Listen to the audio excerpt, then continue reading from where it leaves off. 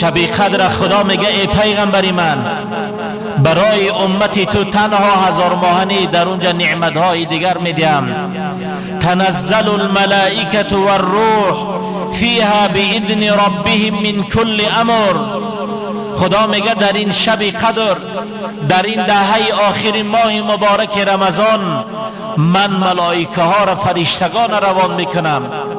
خدا میگه روح روان میکنم.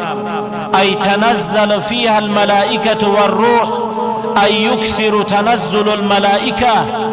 فرشته هایی که دیگر عدد ندارن، عدد اونها را هیچ کس نمیداند. در این دهه آخر رمضان در شب قدر بسیار طایفه گروه فرشتگان می آیند. فی هذه اللیله میگه مفسرین برای چی شب قدر ده این فرشته ها می آیند؟ لکثرت برکتها، زیرا این شب، این دهه آخر رمضان دهه شب قدر با برکت است. والملائکه نزلون مع تنزل البرکه. فرشتگان میگه هر وقتا که از آسمان رحمت پروردگار آمدن با برکت می آیند. و الرحمه، اونها با رحمت می آیند. کما یتنزلون عند تلاوت القرآن. شب قدر در دهه آخر رمضان ملائکه ها میگه چنین می آیند مانندی که یک مسلمان قرآن تلاوت میکند یا یک گروه مسلمانی که قرآن تلاوت میکنند در حلقه ذکرن، ملائکه ها میان گردی اونها را احاطه میکنند مانندی انهمون می آیند. و یحیطون بحلق الذکر. میگه این ملائکه ها شب قدر در می آیند در اطراف آنهایی که ذکر دارند، آنهایی عبادت دارند، آنهایی که شب زنده داری دارند، در گردی آنها با برکت می آیند، با رحمت می آیند. جبرائیل در این شبم روح می آید. مراد مقصد از روح جبرائیل امین است. خدا جبرائیل را در این شب قدر در این دهه آخر رمضان روان می کند.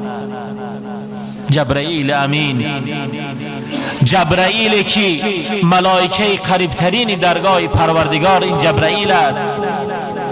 جبرائیل که قرآن او را وصف و تعریف میکند. جبرائیل خدا به معلم یاد کرده است در قرآن. هو معلم الانبیاء و هم اعلم الناس. از همه عالمترین و داناترین بندگان خدا این انبیا هست، پیغمبران است. جبرائیل امین خدا در قرآن معلم انبیا اعلان کرده است. این جبرائیل در دهه آخر در شب قدر می آید. جبرائیل که رساننده وحی بود، جبرائیل که همیشه پیغام الله به انبیا و پیغمبرها می رسانید. جبرائیل در این شب با رحمت و برکت می آید. جبرائیل که القوة الهائله، دی قوه، خدا او را صاحب قوت در اعلان کرده در قرآن. زیرا جبرائیل الله میگه ناقل الوحی، رساننده وحی است. این جبرائیل در دهه آخر در شب قدر می آید. جبرائیل که خدا او را تمکین اعلان کرده در قرآن. زیرا جبرائیل ان الملائکه یطیعونه امتثالا لامر الله. فرشتگان عدد ندارند، ملائکه ها عدد ندارند. ببین در این دنیا اگر میلیاردها انسان زندگی کند، خدا برای او یک ملائکه راست ملائکه چپ روان میکند. میلیونها عددی اونها عدد ندارد. این ملائکه ها همه گوش کننده جبرائیل امینند. جبرائیل که سردفتر ملائکه ها است. جبرائیل که خدا او را در قرآن تمکین اعلان کرده است به معنای اینکه تمام ملائکه ها در آسمان رحمت پروردگار از جبرائیل اطاعت میکنند. جبرائیل که انبیاها را وقت خدا به آسمان رحمت دعوت میکرد، جبرائیل امین میبرد. جبرائیل که شب معراج در 7 آسمان رحمت پروردگار رفتن، با پیغمبر خدا جبرائیل بود. هر در می رفتن از در آسمان میگفت افتح باب انا جبرائیل، در را بکشاید من جبرائیلم. همه ملائکه ها در روی جبرائیل در را میکشادند. این جبرائیل در این دهه آخر در شب قدر الله میگه میآید. این نعمت و مهربانی تنها برای امت محمد صلی الله علیه و سلم است. جبرائیل که خدا او را الطاعت و الامانه در قرآن اعلان کرده است، طاع ثم امین، به معنی این است که جبرائیل امانتدار وحی است.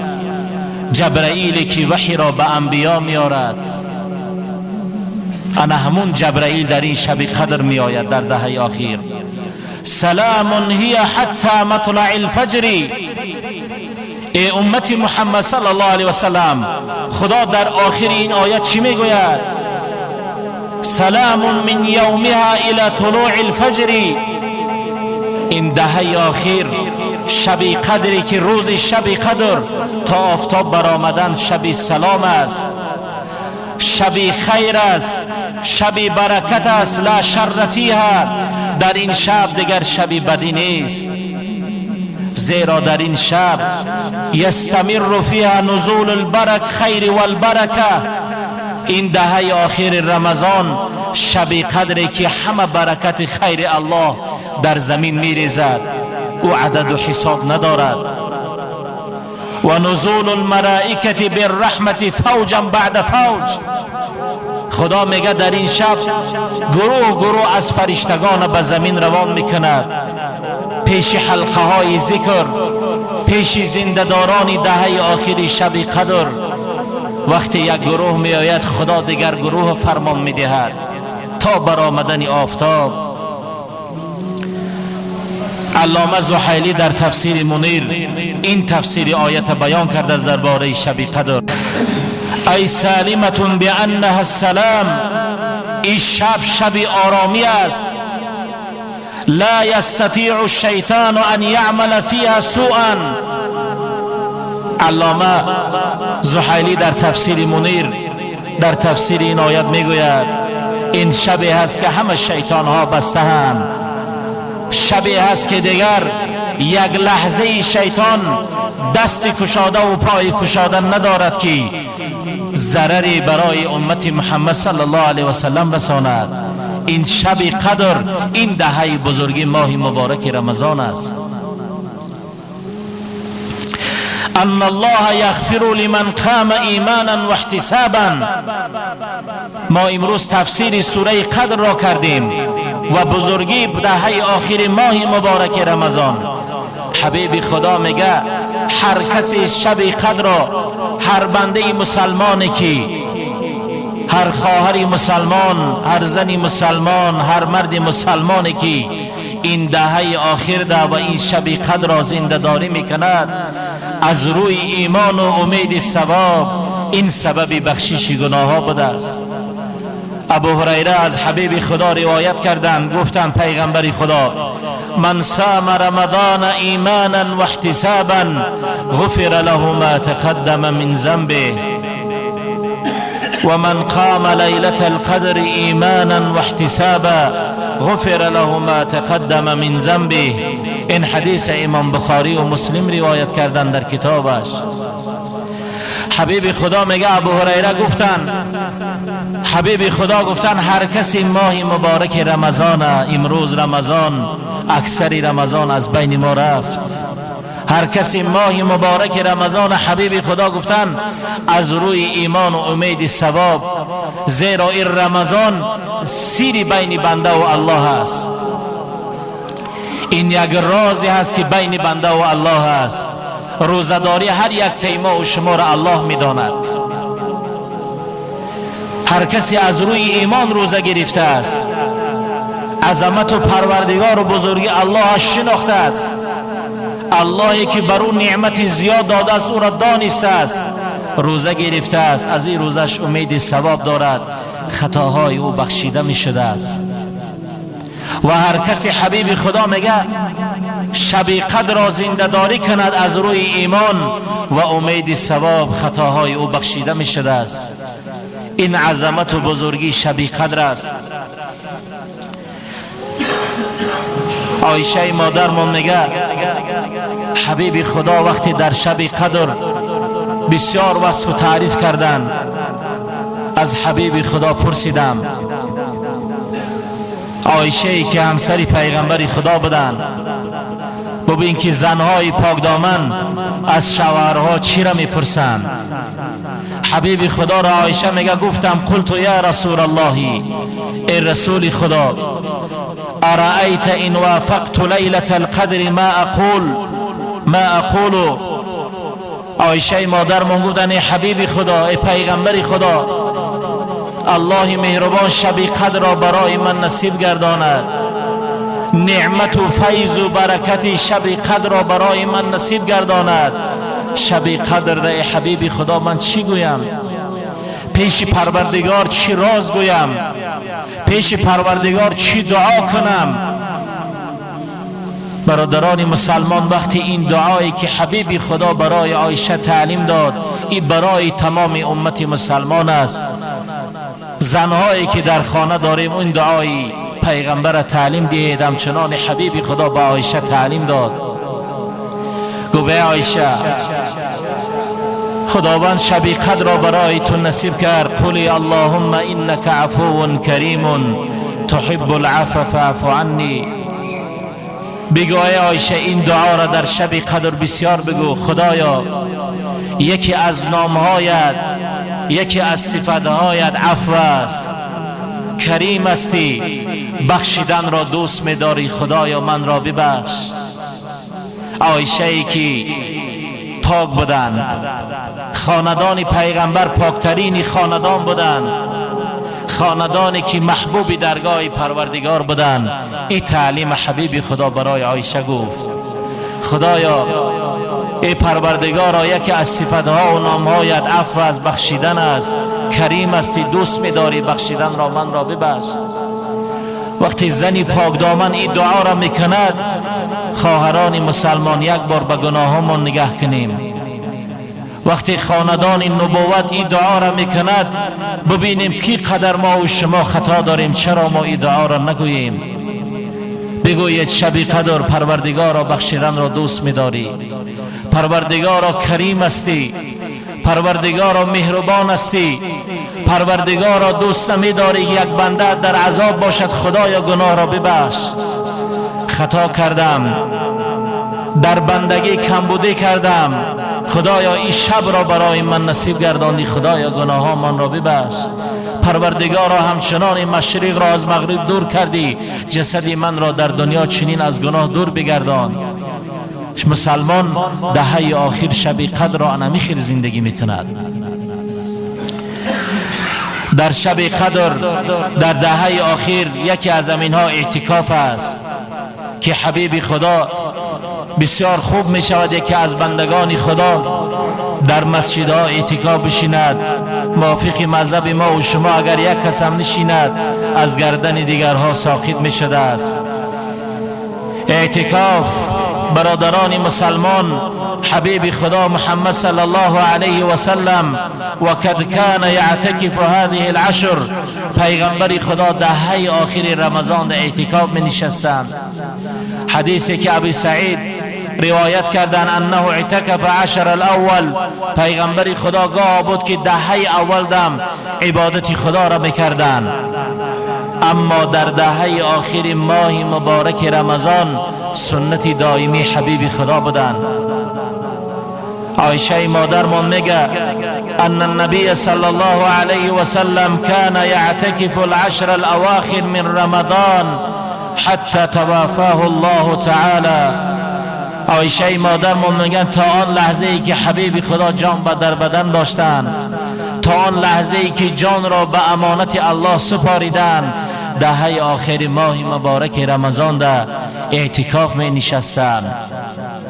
حضرت امام احمد حدیثی را از ابو هریره روایت کردند لما حضر رمضان، وقتی ماه مبارک رمضان آمد حبیب خدا گفتند قد جاءکم شهر رمضان شهر مبارک، ای بندگان خدا ماه مبارک رمضان آمده است، ماه مبارک آمده است.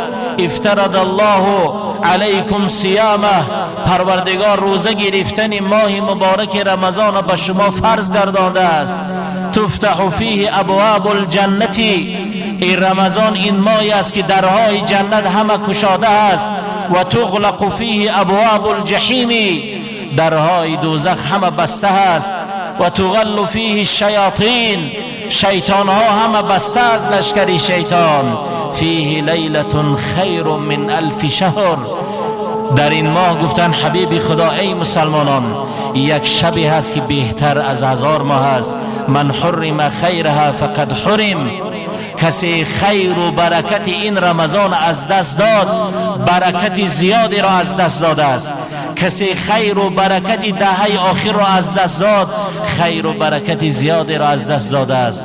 کسی خیر و برکت شب قدر را از دست داد خیر و برکت زیادی را از دست داده است. حبیب خدا گفتند برای همین برادران مسلمان سخن در دهه آخر خیلی زیاد است، در شب قدر خیلی زیاد است. دهه آخری ماه مبارک رمضان ده حبیب خدا محمد صلی الله علیه و سلم بسیار کوشش میکردن که حبیب خدا عایشه مادرمون میگوید اذا دخل العشر، هر وقتا که دهه آخر می در آمدن احیا اللیل، شب زنده داری میکردن حبیب خدا. و ایقظ اهل، همسرا و زن فرزنداش حبیب خدا میخیزاندند و میگفتند دهه آخر ده عبادت کنید. بگذار ما و شما هم مانند انمون حبیب خدا باشیم، اهل خاندان ما به عبادت با نماز با ذکر استغفار در این دهه آخر اونها را آمادگی گیریم، زیرا این شب قدر است، این دهه آخری ماه مبارک رمضان است. دعا کنیم پروردگارا این دهه آخری که دهه نزول قرآن است، دهه نزول ملائکه های رحمت است، دهه نزول جبرائیل امین است، دهه اعتکاف است، دهه خیر و برکت است، دهه آن کتابی که خوشبخترین کتاب است، قرآنی که هدایت برای ما تعلیم داد، قرآنی که راه حلال برای ما نشان داد، قرآن راه برادری را برای ما نشان داد، قرآنی که راه انسان دوستی را برای ما نشان داد. خدایا عبادت و زندگی را در دهه آخر برای خودمان اهل خاندانمان نصیب بگردان. پروردگارا همچنان حبیبت به عایشه مادرمان آن دعا را تعلیم داد خدایا تو بخشنده هستی، کریم هستی، بخشیدن را دوست می‌داری. خدایا گناههای ما را ببخش، خدایا جوانان ما را به راه راست هدایت کن، خدایا جوانان ما را در راه نماز و اهدنا الصراط المستقیم و اهل علم و دانششان بگردان. خدایا زنهای ما را صاحب شرم و حیا بگردان. پروردگارا هر قرضداری داشته باشیم قرضدارها ما از قرض آزاد بگردان، محبوسی داشته باشیم خدای آزاد بگردان. پروردگارا مشکلی داشته باشیم آسان بگردان. پروردگارا با نور ایمان و پیروی از قرآن از شریعت محمد امین صلی الله علیه و سلم از دنیا گذشتن نصیب بگردان. در این ماه مبارک رمضان هر مسلمانی از دنیا گذشته از پروردگارا از شفاعت رمضان قرآن نصیبش بگردان. پروردگارا آن برادرانی که در روسیه و دیگر جا هستند خدای اونا برای نفقه رفتن اولا در راه اهدنا الصراط المستقیم رزق حلال و پر برکت آسمانی را الله مهربان نصیبشان بگردان. آمین یا رب العالمین.